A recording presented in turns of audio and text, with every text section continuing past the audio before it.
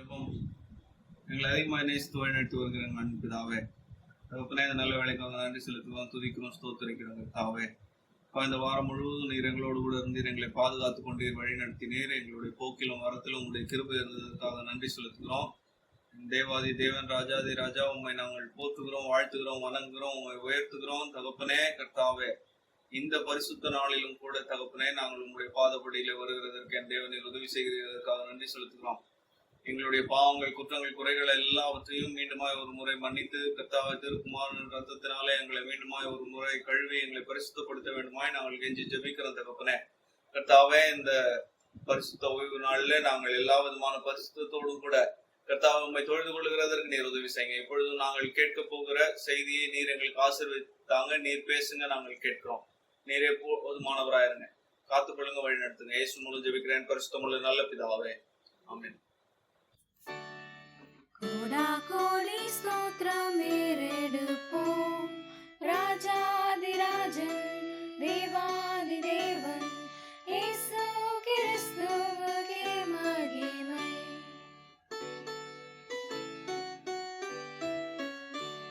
பரிசுத்தவான்கள் சபை நடுவே தரிசிக்கும் தேவ சமூகத்திலே அல்லேலூயா அல்லேலூயா ஆவியில் பாடி மகிழ்வோம், ஆண்டவர் இயேசுவை கொண்டாடுவோம்.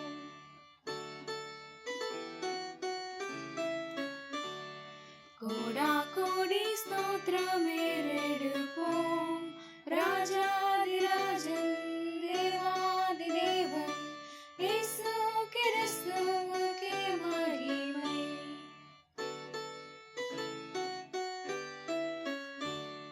கவலைப்படாதீர்கள் என்று உரைத்தீர், காட்டு புஷ்பத்தை உடுத்து விட்டீர். அல்லேலூயா அல்லேலூயா ஆடையாகாரம் தேவையெல்லாம் அன்றன்று தந்தெம்மை ஆதரித்தீர்.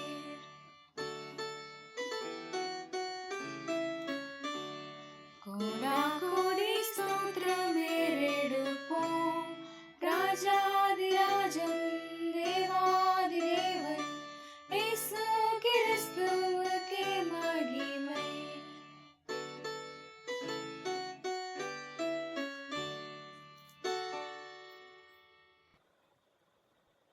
கர்த்தருடைய பரிசுத்த நாமத்துக்கு துதியும் ஸ்தோத்திரமும் உண்டாவதாக. மறுபடியும் ஒரு ஞாயிற்றுக்கிழமை ஆராதனையில 2ஆம் வாரத்துல கர்த்தருடைய வார்த்தைகளை கேட்கிறதற்கு ஆண்டவர் நமக்கு அளித்திருக்கிற கிருபைக்காக கர்த்தருக்கு நன்றி செலுத்துகிறேன். நாம் கர்த்தருடைய வார்த்தைகளை கேட்பதற்கு ஆதாரமாக 2 ராஜாக்கள் 5ஆம் அதிகாரம் 1ஆம் வசனத்திலிருந்து 8ஆம் வசனம் வரைய வாசிக்க கேட்போம். 2 ராஜாக்கள் 5ஆம் அதிகாரம் 1-8 வசனங்கள். சீரிய ராஜாவின் படைத்தலைவனாகிய நாகமான் என்பவன் தன் ஆண்டவனிடத்தில் பெரிய மனுஷனும் எண்ணிக்கை உள்ளவனுமாயிருந்தான். அவனை கொண்டு கர்த்தர் சீரியாவுக்கு ரட்சிப்பை கட்டளையிட்டார். மகா பராக்கிரமசாலியாகிய அவனோ குஷ்டரோகியாயிருந்தான். சீரியாவிலிருந்து தண்டுகள் புறப்பட்டு இஸ்ரவேல் தேசத்தில் இருந்து ஒரு சிறு பெண்ணை சிறைப்பிடித்து கொண்டு வந்திருந்தார்கள். அவள் நாகமானின் மனைவிக்கு பணிவிடை செய்து கொண்டிருந்தாள். அவள் தன் நாச்சியாரை பார்த்து, என் ஆண்டவன் சமாரியாவில் இருக்கிற தீர்க்கதரிசியின் இடத்தில் போவாரானால் நலமாயிருக்கும், அவர் இவருடைய குஷ்டரோகத்தை நீக்கிவிடுவார் என்றாள். அப்பொழுது அவன் போய், இஸ்ரவேல் தேசத்து பெண் இன்னென்ன பிரகாரமாய் சொல்லுகிறாள் என்று தன் ஆண்டவனிடத்தில் அறிவித்தான். அப்பொழுது சீரியாவின் ராஜா, நல்லது, போகலாம், இஸ்ரவேலின் ராஜாவுக்கு நிருபம் தருகிறேன் என்றான். அப்படியே அவன் தன் கையிலே 10 தாலந்து வெள்ளியையும் 6000 சேக்கல் நிறை பொன்னையும் 10 மாற்று வஸ்திரங்களையும் எடுத்துக்கொண்டு போய் இஸ்ரவேலின் ராஜாவினிடத்தில் அந்த நிருபத்தை கொடுத்தான். அதிலே, இந்த நிருபத்தை உம்மிடத்தில் என் ஊழியக்காரனாகிய நாகமான் கொண்டு வருவான். நீர் அவனுடைய குஷ்டரோகத்தை நீக்கிவிட அவனை உம்மிடத்தில் அனுப்பி இருக்கிறேன் என்று எழுதியிருந்தது. இஸ்ரவேலின் ராஜா அந்த நிருபத்தை வாசித்த பொழுது அவன் தன் வஸ்திரங்களை கிழித்துக் கொண்டு, ஒரு மனுஷனை அவன் குஷ்டரோகத்தினின்று நீக்கிவிட வேண்டும் என்று அவன் என்னிடத்தில் நிருபம் அனுப்புகிறதற்கு கொல்லவும் உயிர்ப்பிக்கவும் நான் தேவனா? இவன் என்னை விரோதிக்க சமயம் தேடுகிறான் என்பதை சிந்தித்து பாருங்கள் என்றான். இஸ்ரவேலின் ராஜா தன் வஸ்திரங்களை கிழித்துக் கொண்ட செய்தியை தேவனுடைய மனுஷனாகிய எலிசா கேட்டபோது அவன், நீர் உம்முடைய வஸ்திரங்களை கிழித்துக் கொள்வானேன்? அவன் என்னிடத்தில் வந்து இஸ்ரவேலிலே தீர்க்கதரிசி உண்டு என்பதை அறிந்து கொள்ளட்டும் என்று ராஜாவுக்கு சொல்லி அனுப்பினான் என்பவைகளே. கர்த்தருடைய பரிசுத்த நாமத்துக்கு ஸ்தோத்திரம். 3ஆம் வசனத்துல நாம் இப்படி வாசிக்கிறோம். 2 ராஜாக்கள் 5ஆம் அதிகாரத்துல 3ஆம் வசனத்தில் அந்த பெண் சொன்ன ஒரு வாக்கியத்தை நான் உங்களுக்கு ஞாபகப்படுத்துகிறேன். கடைசி பகுதி அது. அவர் இவருடைய குஷ்டரோகத்தை நீக்கி விடுவார் என்றாள். உண்மையான தேவனுடைய பிள்ளைகளே, ஒரு சிறு பெண் இவ்வளவு உறுதியாக குஷ்டரோகம் பிடித்திருந்த இந்த பராக்கிரமசாலியான நாகமானை சுகப்படுத்துகிறதற்கு தன்னுடைய நாட்டில் ஒரு தீர்க்கதரிசி இருக்கிறார் என்பதனை திட்டமாய் அறிந்து அதை அவள் சொன்னாள். இங்கே ஆண்டவர் பயன்படுத்துகிற ஒரு சிறு பெண்ணை குறித்து கொஞ்ச நேரம் நாம் சிந்திக்கவிருக்கின்றார். இந்த சிறு பெண் நம்முடைய நினைவுக்கு கொண்டு வருகிறது என்னவென்றால், யார் எப்படிப்பட்டவர்களாக இருந்தாலும் ஆண்டவர் அவர்களை பயன்படுத்தி அவர் செய்ய நினைக்கின்ற நன்மையான அற்புதமான காரியங்களை செய்ய வல்லவர் என்பதனை நாம் நினைவுபடுத்திக் கொள்கின்றோம்.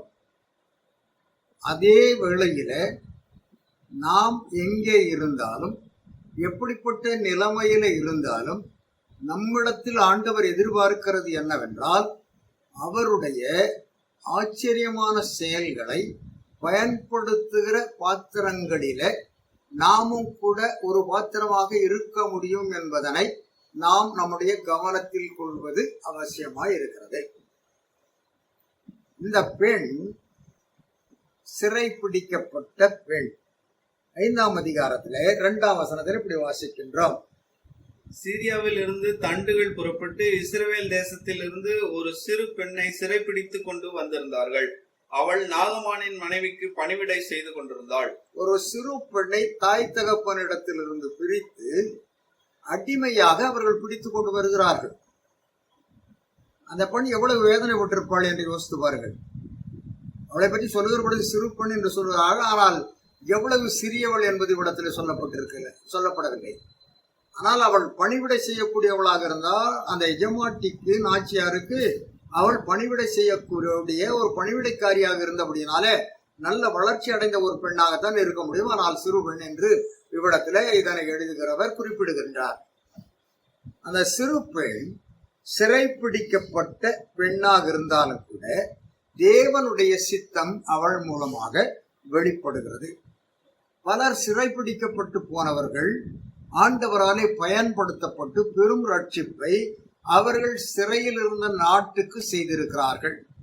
ஆதியாகமம் 39ஆம் அதிகாரத்துல 20ஆம் வசனத்துல யோசேப்பை பற்றி நாம் வாசிக்கின்றோம்.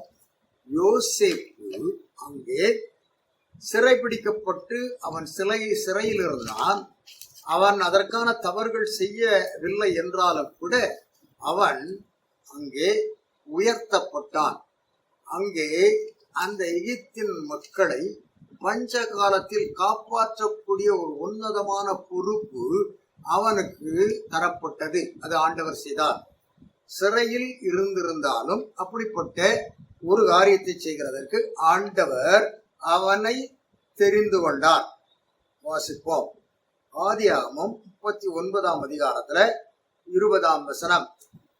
யோசேப்பின் எஜமான் அவனை பிடித்து ராஜாவின் கட்டளையால் காவலில் வைக்கப்பட்டவர்கள் இருக்கும் சிறைச்சாலையிலே அவனை ஒப்புவித்தான்.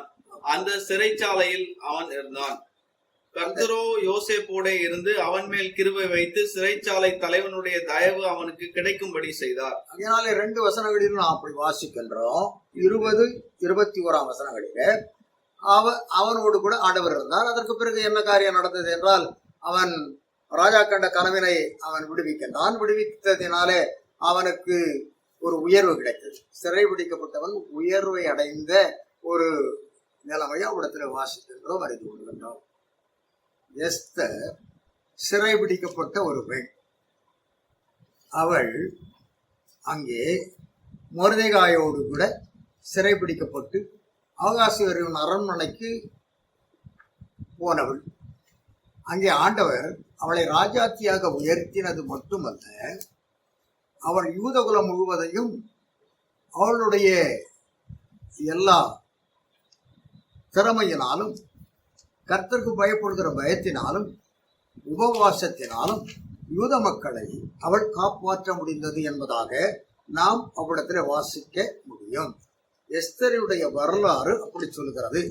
எஸ்தர் தன்னுடைய குலம் முழுவதையும் காப்பாற்றுகிறதற்கு சிறையிருப்பில் சென்ற பெண்ணாக இருந்தாலும் கூட ரட்சிப்பை அந்த யூத மக்களுக்கு அவள் மூலமாக பெறுகிறதற்கு ஆண்டவர் கிருபையை அளித்தார். கர்த்தருடைய பரிசுத்த நாமத்துக்கு ஸ்தோத்திரம் உண்டாவதாக. ஆண்டவர் இப்படி அந்த பெண்மணியையும் கூட அந்த இடத்துல ராஜாத்தியை மாற்றி அனாதி தீர்மானத்தினால யூத மக்கள் முழுவதையும் காப்பாற்றுகிறதற்கு அவருடைய கிருபை அவள் பேரில் தங்கியிருந்தது. நாம் 4ஆம் அதிகாரத்துல 13ஆம் வசனத்திலே இப்படி வாசிக்கின்றோம்.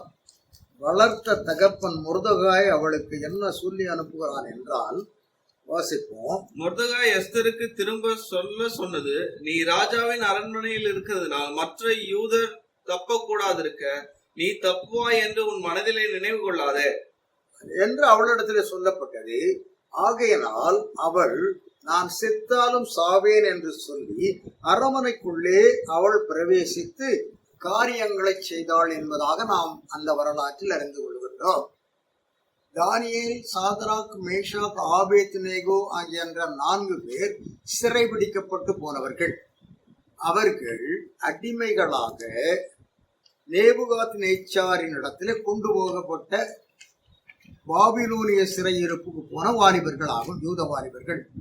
அவர்களை ஆண்டவர் அவ்விடத்தில அற்புதங்களை செய்கிறதற்கும் அற்புதங்களினாலே அவர்களை அறிவினால் நிரப்புகிறதற்கும் அவர்களை பாத்திரமாக தெரிந்து கொண்டார். ஆகையினால் 2ஆம் அதிகாரத்தில் தானியேல் 2ஆம் அதிகாரத்தில் தானியேல் சொப்பனத்தை விடுவிக்கிறார். ஆகையினால் உயர்த்தப்படுகிறார்கள். அவன் ராஜாவின் அரண்மனையில் கொடுக்கப்பட்ட எல்லா ஆகாரத்தையும் அவர்கள் சாப்பிடுகிறதில்லை என்னதினாலே ஆண்டவர் பிரத்யேகமான சுகபலத்தை அவர்களுக்கு தந்து அவர்களை உயர்த்தி இருந்தார். 3ஆம் அதிகாரத்தில் நாம் வாசிக்கிற பொழுது பொற்சிலையை வணங்காததினாலே தேவனுடைய நாமத்துக்கு அந்த 3 வாலிபர்கள் மகிமை கொண்டு வந்தார்கள். ஆண்டவர் சிறையில் இருந்தாலும் கூட, சிறையிருப்பில் இருந்தாலும் கூட, அடிமைகளாக இருந்தாலும் கூட அவர்களை அவர் உயர்த்துகின்றார். தான் பயன்படுத்துகின்ற பாத்திரங்களாக அவர் மாற்றுகின்றார். அது வரலாறு முழுவதும் நாம் அறிந்திருக்கின்றோம். ஆனாலும் ஒரு வசனத்தை நாம் வாசிப்போம். தானியேலின் தீர்க்கதரிசன புத்தகம் 3ஆம் அதிகாரம் 29ஆம் வசனம்.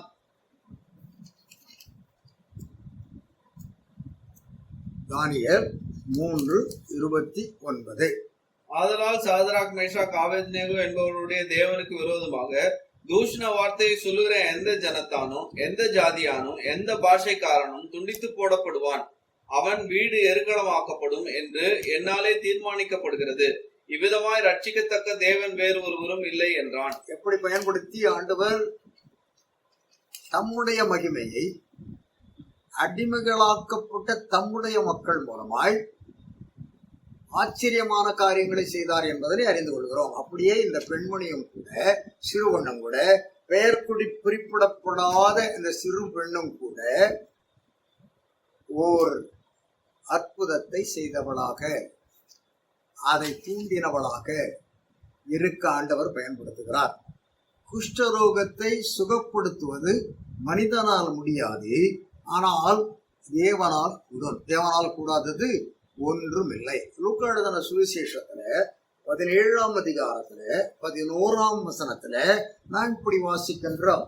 இயேசு கிறிஸ்துவுக்கு முன்பாக குஷ்டரோகிகள் வந்த பொழுது அவர்களுக்கு வார்த்தை ஒன்றை மட்டும்தான் சொன்னார்.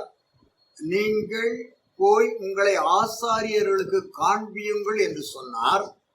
அவர்கள் போகின்ற போதே சுகப்பட்டார்கள். வாசிப்போம். அவர்களை அவர் பார்த்து, நீங்கள் போய் ஆசாரியர்களுக்கு உங்களை காண்பியுங்கள் என்றார். அந்தபடி அவர்கள் போகையில் சுத்தமானார்கள். ஆகையினாலே இது கர்த்தரால் கூடும் என்பதனை அறிந்திருந்தபடியினாலே அந்த பெண்மணி தன்னுடைய தீர்க்கதரிசியை அறிந்திருந்தாள். முதலாவதாக அவள் சிறை பிடிக்கப்பட்ட பெண். அவள் நல்ல அறிவு பெற்றவளாக இருந்தாள். அவளுக்கு என்ன அறிவு இருந்தது என்றால், எலிசா என்கிற தீர்க்கதரிசி எவ்வளவு வல்லமை உள்ளவர் என்பதனை அவள் அறிந்திருந்தாள். அவளுடைய அறிவு மிகச் சிறந்த ஒன்றாக இருந்தது. 5ஆம் அதிகாரத்துல 3ஆம் வசனத்துல அதைத்தான் வாசித்தோம். அவரிடத்தில் இவரை அனுப்புங்கள், உங்கள் கணவரை, அவர் இவரை சுகப்படுத்துவார் என்று சொல்லக்கூடிய அந்த வல்லமை எலிசாவினிடத்தில் இருந்தது என்பதனை அறிந்திருந்தாள். எலிசா எப்படிப்பட்ட வல்லமையுடையவராக இருந்தார்? எலியாவின் வல்லமையைப் போல இரட்டத்தனையான வல்லமையை கேட்டு பெற்ற ஒரு உத்தம தீர்க்கதரிசி. 2 ராஜாக்கள் 2ஆம் அதிகாரத்துல 9ஆம் வசனத்துல இப்படி வாசிக்கின்றோம். எலிசா எலியாவினிடத்தில் ஒன்றினை கேட்கின்றான். எலியா தான் எடுத்துக்கொள்ளப்படுகிறதற்கு முன்பதாக, நான் உனக்கு என்ன செய்ய வேண்டும், அதை என்னிடத்தில் கேள் என்று சொன்ன பொழுது அவன் ஒன்றினை கேட்டான். வாசிப்போம். அவர்கள் அக்கறைப்பட்ட பின்பு எலியா எலிசாவை நோக்கி, நான் உன்னை விட்டு எடுத்துக்கொள்ளப்படும் முன்னே நான் உனக்கு செய்ய வேண்டியது என்ன, கேள் என்றான். அதற்கு எலிசா, உம்மிடத்தில் உள்ள ஆவியின் வரம் எனக்கு இரட்டிப்பாய் கிடைக்கும்படி வேண்டுகிறேன் என்றான். ஆகையினாலே அத்தனை அறிவும் அதனை அறிந்து கொண்ட விதமும் இந்த சிறு பெண்ணுக்கு இருந்தது. அடிமையாய் போன பெண் இதை நன்கு அறிந்திருந்தாள். அவளுடைய அறிவு திறனை நாம் நன்கு அறிந்து கொள்ள வேண்டும். ஆண்டவர் யாரை பயன்படுத்துகிறாரோ அவர்களுக்கு அப்படிப்பட்ட அறிவு திறனை ஆண்டவர் கொடுக்கின்றார். பார்த்த உடனேயே கொஞ்ச நாள் பழகின பின்பு இந்த குஷ்டரோகம் அவனுடைய அந்த பெண்ணினுடைய எஜமானனுக்கு இருந்தபடியினாலே அந்த குடும்பத்தில் இருந்த துக்கத்தை அறிந்த அந்த பெண் அதனை நீக்குகிறதற்கு அவள் செயல்படுகிறாள். அவளுக்கு அறிவு இருந்தது. இதே அறிவினைத்தான் ஆண்டவர் தம்முடைய பிள்ளைகளுக்கு தருகிறார். உண்மையான தேவனுடைய பிள்ளைகளை, நீங்கள் எங்கே இருந்து இந்த வார்த்தைகளை கேட்கிறீர்களோ எனக்கு தெரியாது. ஆனால் இருக்கிற இடத்தில் உன்னை ஆண்டவர் பயன்படுத்துகிறார். உன்னாலும் எல்லாவற்றையும் செய்கிறதற்கு முடியும். ஆண்டவர் உன்னையும் கூட பாத்திரமாக்குகிறார் என்பதனை ஞாபகத்தில் வைத்துக் கொள்ள வேண்டும். பெண் அறிந்திருந்ததைப் போல நீங்களும் இயேசு கிறிஸ்துவின் வல்லமையை அறிந்திருக்க வேண்டும். அதே சமயத்தில் 3ஆவதாக அந்த இஸ்ரவேல் நாட்டை ஆண்டு கொண்டிருந்த அந்த ராஜா அறியாமை உடையவனாக இருந்தான். அவன் பதறி போகிறவனாக இருக்கிறான். இந்த சீரிய நாட்டு தளபதி ராஜாவினிடத்திலிருந்து ஒரு கடிதம் பெற்று போகிறான். ராஜாவுக்கு தான் கடிதம் கொடுக்க முடியும். நீங்கள் நன்கு அறிந்திருப்பீர்கள். வெளிநாட்டில் இருக்கக்கூடுமானால் நன்கு அறிந்து கொள்ள முடியும். அதனை நேரடியாக எந்த காரியமும் அந்த நாட்டினுடைய ஸ்தானாபதி அல்லது அம்பாசிடர் ஆபீஸில் தான் போய் பார்த்து அந்த கவுன்சிலேட்டில் தான் சொல்ல வேண்டும். அந்த கவுன்சிலேட்டு தான் அந்த நாட்டினுடைய எந்த நாட்டிலிருந்து வந்திருக்கிறோமோ அந்த நாட்டினுடைய கவுன்சிலோடு கூட சேர்ந்து நம்முடைய குறைகளை தீர்க்க முடியும். அதே போல ராஜாவுக்கு தான் கடிதம் கொடுக்க முடியும். ராஜா தீர்க்கதரிசியை கொடுக்க முடியாது. முறைப்படி இவன் போகிறான். அவனோ பயந்து போகிறான். அவனோ ஐயோ இவன் வேண்டுமென்றே செய்கிறானே, நான் குஷ்டரோகத்தை நீக்குகிறதற்கு நான் என்ன ஆண்டவனா, என்னால் செய்ய முடியுமா என்று அவன் கதறுகிறான். அது காரணம் அவனுடைய அறியாமை. தீர்க்கதரிசி ஒருவர் இருக்கிறார் என்பதனை அறியாதவனாக அவன் இருந்தான். அந்த சிறு பெண் அதனை அறிந்திருந்தாள். 2 ராஜாக்கள் 5ஆம் அதிகாரத்துல 6ஆம் வசனத்திலிருந்து 8ஆம் வசனம் வரையில வாசிக்கலாம். இஸ்ரவேலின் ராஜாவினிடத்தில் அந்த நிருபத்தை கொடுத்தான். அதிலே, இந்த நிருபத்தை உம்மிடத்தில் என் ஊழியக்காரனாகிய நாகமான் கொண்டு வருவான். நீர் அவன் குஷ்டரோகத்தை நீக்கிவிட அவனை உம்மிடத்தில் அனுப்பியிருக்கிறேன் என்று எழுதியிருந்தது. இஸ்ரவேலின் ராஜா அந்த நிருபத்தை வாசித்த பொழுது அவன் தன் வஸ்திரங்களை கிழித்து கொண்டு, ஒரு மனுஷனை அவன் குஷ்டரோகத்தினின்று நீக்கிவிட வேண்டும் என்று அவன் என்னிடத்தில் நிருபம் அனுப்புகிறதற்கு கொல்லவும் உயிர்ப்பிக்கவும் நான் தேவனா? இவன் என்னை விரோதிக்க சமயம் தேடுகிறான் என்பதை சிந்தித்து பாருங்கள் என்றான். இஸ்ரவேலின் ராஜா தன் வஸ்திரங்களை கிழித்து கொண்ட செய்தியை தேவனுடைய மனுஷனாகிய எலிசா கேட்ட பொழுது அவன், நீர் உம்முடைய வஸ்திரங்களை கிழித்துக் கொள்வானேன்? அவன் என்னிடத்தில் வந்து இஸ்ரவேலிலே தீர்க்கதரிசி உண்டு என்பதை அறிந்து கொள்ளட்டும் என்று ராஜாவுக்கு சொல்லி அனுப்பினான். இது நமக்கு சொல்லப்படுகிற வார்த்தைகள். ஆண்டவர் நம்மையும் அப்படித்தான் பயன்படுத்துகிறார். எல்லாரும் வேதனைப்பட்டு கொண்டிருக்கிறார்கள். ஆனால் உன்னை ஒரு இடத்தில் ஆண்டவர் வைத்திருக்கிறார். அந்த இடத்தில் ஒரு தீர்க்கதரிசி இருக்கிறாள் என்பதனை அறிந்து கொள்ளக்கூடிய ஒரு பாத்திரமாக உன்னை வைத்திருக்கிறார். அது ராஜாவுக்கு விளங்கவில்லை. அறியாமையினாலே அவன் கதறுகிறான். ஆனால் அந்த சிறு பொண்ணு அறிந்திருந்தாள் பாருங்கள், எவ்வளவு ஆச்சரியம்.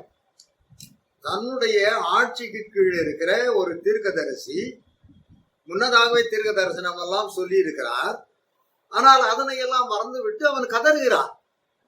இப்படிதான் பல சமயங்களில நாமும் கூட சஞ்சலப்பட்டு வருந்தி, ஆண்டவர் இதை செய்வாரோ அதை செய்ய மாட்டாரா, என்ன செய்ய போகிறார் என்றெல்லாம் கதறி கொண்டிருக்கிறோம். இன்றைக்கு நினைவுபடுத்துகிறார், அவரால் எல்லாம் கூடும். ராஜா அறியாதவனாக இருந்தான், ஆனால் சிறுவன் அறிந்திருந்தாள். இப்பொழுது தீர்க்கதரிசி சொல்லி அனுப்புகிறான். நாகமான் தீர்க்கதரிசியின் இடத்தில் அனுப்பப்படுகிறான். 5ஆம் அதிகாரத்துல 14ஆம் வசனத்துல, நாகமான் அவ்விடத்தில் போனதினால் அவன் சுகப்படுத்தப்படுகிறான் என்பதனை அறிந்து கொள்கிறான்.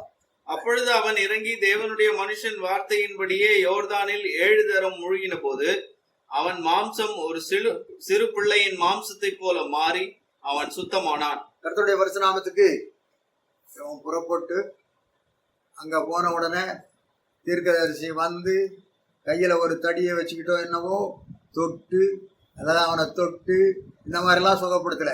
இயேசு கிறிஸ்து குஷ்டரோகிக்கு சொன்னார் பார்த்தீங்களா, 10 குஷ்டரோகிகளை பார்த்து, போப்பா போய் நேரம் ஆசாரினாண்ட காட்டு. அதே மாதிரிதான் அவருக்கு முன்னால் வாழ்ந்த தீர்க்கதரிசி சொல்லுகிறான், போய் அவரை குளிக்க சொல்லுப்பா. ரொம்ப ஈஸியா சொல்லிட்டு போயிட்டார். அதனை போய் வேலைக்காரன் கேயாசி சொல்லுகிறான். இவரோ அது முடியாது என்று முரண்டு கொள்ளுகிறான்.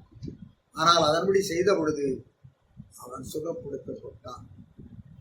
ஆண்டவர் சுகம் தருகிறவராக இருக்கிறார். எல்லா வியாதியிலிருந்தும் யாவரையும் அவராலே சுகப்படுத்த முடியும். சரியானபடி செய்கிற பொழுது ஆண்டவர் எல்லாவற்றையும் செய்ய வல்லவராக இருக்கிறார். கடைசியாக ஆண்டவர் பயன்படுத்துகின்ற பாத்திரம், அதுதான் அந்த சிறு பெண். அதைத்தான் 5ஆம் அதிகாரத்துல 3ஆம் வசனத்திலிருந்து வாசிக்கிற பொழுது வாசித்தோம். அந்த சிறு பெண்ணினுடைய வார்த்தை எவ்வளவு அர்த்தம் உள்ளதாக, உண்மை உள்ளதாக, சத்தியத்தை வெளிப்படுத்துகிறதாக இருந்தது. அவள் ஒரு மிகப்பெரிய நற்செய்தி அறிவிப்பாளராக அவ்விடத்தில் மாறினாள். கர்த்தருடைய பரிசுத்த நாமத்துக்கு ஸ்தோத்திரம் உண்டாவதாக. அவளை ஆண்டவர் பயன்படுத்தினார். 2வது, வேலைக்காரர்கள். அந்த சேனாபதி கிட்ட கூட வருகிற அந்த வேலைக்காரர்கள் மிகவும் அவரிடத்துல போய் பேசவே முடியாது. இப்பொழுது அவர்கள் எல்லாம் ஒன்றானார்கள், ஒன்றாக சேர்ந்து கொண்டார்கள். நம்முடைய எஜமானன் ஏன் இப்படி செய்கிறார் என்று அவர்களுக்குள்ளே கலந்து ஆலோசித்திருக்க முடியும். அது இங்கே எழுதப்படவில்லை. அவர்கள் எல்லாரும் ஒன்றாக சேர்ந்து தனியாக ஒருவன் போய் சொல்ல முடியாது. மொத்தமாக போய் அவர்கள் அந்த ராஜாவினிடத்துல அதனை சொல்லுகிறார்கள். They represent it to the king. அதை வாசிப்போம். 5ஆம் அதிகாரத்துல 13ஆம் வசனம். அவன் ஊழியக்காரர் சமீபத்தில் வந்து அவனை நோக்கி, தகப்பனே, அந்த தீர்க்கதரிசி ஒரு பெரிய காரியத்தை செய்ய உமக்கு சொல்லி இருந்தால் அதை நீர் செய்வீர் அல்லவா? ஸ்நானம் பண்ணும், அப்பொழுது சுத்தமாவீர் என்று அவர் உம்மோடே சொல்லும் போது அதை செய்ய வேண்டியது எத்தனை அதிகம் என்று சொன்னார்கள் என்று அவர்கள் என்ன செய்தார்கள்? சொன்னார்கள். அப்படியானால் அவர்கள் அனைவரும் அங்கே போய் அந்த சேனாபதியின் இடத்துல, நாகமான இடத்துல கெஞ்சி இருக்க முடியும். அதைத்தான் அவர்கள் செய்ய முடியும். மறுபடியும் ஆண்டவர் அந்த ஊழியக்காரர்களை பயன்படுத்துகிறார். அவன் சுகத்திற்கு சிறுவன் காரணமாயிருந்தாள். அந்த வார்த்தை அவ்விடத்திலிருந்து, தீர்க்கதரிசியின் இடத்திலிருந்து வந்தது. அந்த வார்த்தைக்கு கீழ்ப்படியும்படியாக அந்த நாகமானை உணர்த்துகிறதற்கு அந்த கடைநிலை ஊழியர்களை ஆண்டவர் பயன்படுத்துகிறார். ஆண்டவர் அப்படிதான் அனைவரையும் பயன்படுத்துகிறார். 4ஆம் அதிகாரத்துல 13ஆம் வசனத்துல நாம் இப்படி வாசிக்கின்றோம்.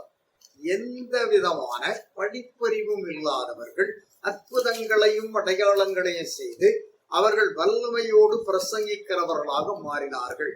அவர்களுக்கு முறைப்படியான கல்வியோ அல்லது அவர்கள் இறையில் படிப்போ படித்தவர்கள் அல்ல, ஆனால் இயேசு கிறிஸ்துவோடு இருந்தவர்கள். அப்போஸ்தலர் 4:13. பேதுருவும் யோவானும் பேசுகிறதை அவர்கள் கண்டு அவர்கள் படிப்பறியாதவர்கள் என்று பேதமையுள்ளவர்கள் என்றும் அறிந்தபடியினால் ஆச்சரியப்பட்டு அவர்கள் இயேசுவுடனே கூட இருந்தவர்கள் என்றும் அறிந்து கொண்டார்கள். எல்லா வார்த்தைகளையும் அந்த வாக்கியத்தில் கவனியுங்கள். பேதமையுள்ளவர்கள், படிப்பறிவு இல்லாதவர்கள், ஆனால் இயேசு கிறிஸ்துவோடு இருந்தவர்கள். நீ யாராக இருந்தாலும் சரி, நீ இயேசு கிறிஸ்துவோடு இருந்தால் நீ உன்னை ஆண்டவர் பயன்படுத்துகிறார். கர்த்தருடைய பரிசுத்த நாமத்துக்கு ஸ்தோத்திரம் உண்டாதாக. ஆண்டவர் சிறுவனை பயன்படுத்துகிறது போல அனைவரையும் பயன்படுத்த முடியும். நீங்களும் கூட சுகப்படுத்துகிறவர்களாக, அற்புதங்கள் செய்கிறவர்களாக, ஆண்டவருடைய நற்செய்தியை சொல்லுகிறவர்களாக, அதனை வரிந்து வைத்திருக்கிறபடியினால் அதை மூடி மறைக்காமல் வெளிச்சத்துக்கு கொண்டு வருகிறவர்களாக இருக்க கர்த்தர் உங்களை நடத்துவாராக. ஆசீர்வாதம் உங்கள் பேரில் தங்கி இருக்கட்டும். அப்படியே நீங்களும் செய்ய உங்களுக்கு வாய்ப்புகளை ஆண்டவர் உருவாக்கி தருவாராக. ஆமென். ஜெபம் செய்வோம். எங்கள் பரிசுத்தமுள்ள நல்ல பிதாவே, இந்த நல்ல நாளுக்காக நாம் நன்றி செலுத்துகிறோம். மறுபடியும் இந்த நாளிலே உங்களுடைய வார்த்தைகளை கேட்கிறதற்கு எங்களுக்கு தந்த கிருபைக்காக நாங்கள் நன்றி செலுத்துகிறோம். ஆண்டவரே, நீர் கிருபையாய் எங்கள் பேர்களை இரக்கமாய் இருக்க வேண்டுமாய் ஜெபிக்கின்றோம். ஆண்டவரே, சிறுவனை கொண்டு ஒரு பெரும் சேனாபதியினுடைய குஷ்டரோகத்தை நீர் நீக்கினீர். ஆண்டவரே, அப்படித்தான் நீர் எல்லாரையும் பாத்திரமாக பயன்படுத்துகிறீர். அதற்கு இணங்கி நடக்க கர்த்தர் யாவருக்கும் கிருபைக்க வேண்டுமா நாங்கள் ஜெபிக்கின்றோம். நாளில் வார்த்தைகளை கேட்கிறதற்கு ஆண்டவர் எங்களுக்கு தந்த கிருபைக்காக நன்றி செலுத்துவது மட்டுமல்ல, நாங்களும் அப்படி உம்முடைய பாத்திரங்களாக இருக்க எங்களை காத்து நடத்த வேண்டுமா நாங்கள் ஒப்புடுத்து ஜெபிக்கிறோம். ஆண்டவரே, வியாதியிலும் கஷ்டங்களிலும் இருக்கிற எல்லாரையும் ஆண்டவர் சுகப்படுத்தி பலப்படுத்த வேண்டுமாய் ஜெபிக்கின்றோம். ஆண்டவரே, எல்லா இடங்களிலும் இருக்கின்ற கர்த்தாவை, தேசங்களை ஆளுகின்ற எல்லா விதமான தேச தலைவர்களையும் கர்த்தாவை ஆட்கொண்டவர்களை பலப்படுத்தி மக்களுக்கு நன்மைகளை செய்ய அவர்களுக்கு தேவையான எல்லா ஞானத்தையும் அறிவையும் தருவீராக. அது உம்மால் கூடு. ஆண்டவரே, யாவற்றையும் ஒவ்வொருவருக்கும் நீர் செய்ய உம்மிடத்தில் நாங்கள் கெஞ்சுகின்றோம். சுகவீன பலவீனங்கள் அனைத்தையும் அகற்றுவீராக, சுகப்படுத்துவீராக, பலப்படுத்துவீராக, போதுமானவராக இருக்க வேண்டுமாய் உம்மிடத்தில் வேண்டிக் கொள்கிறோம். இயேசு மூலம் கேட்கிறோம் எங்கள் பரிசுத்தமுள்ள நல்ல பிதாவே. ஆமென். என் ஆத்துமாவே கர்த்தரை ஸ்தோத்திரி, முழுவதுமே பரிசுத்த நாமத்தை ஸ்தோத்திரி. ஆத்மாவே கர்த்தரை ஸ்தோத்திரி, சகல உபகாரங்களும் வரவாது. நம்முடைய கர்த்தராகிய இயேசு கிறிஸ்துவினுடைய கிருபையும் பிதாவாகிய தேவனுடைய அன்பும் பரிசுத்த ஆவியானவருடைய ஐக்கியம் நடத்துதல் சமாதானமும் யாவருடன் எப்பொழுதும் இருப்பதாக. ஆமென். அல்லேலூயா, அல்லேலூயா, அல்லேலூயா. கர்த்தருடைய ஆசீர்வாதம்.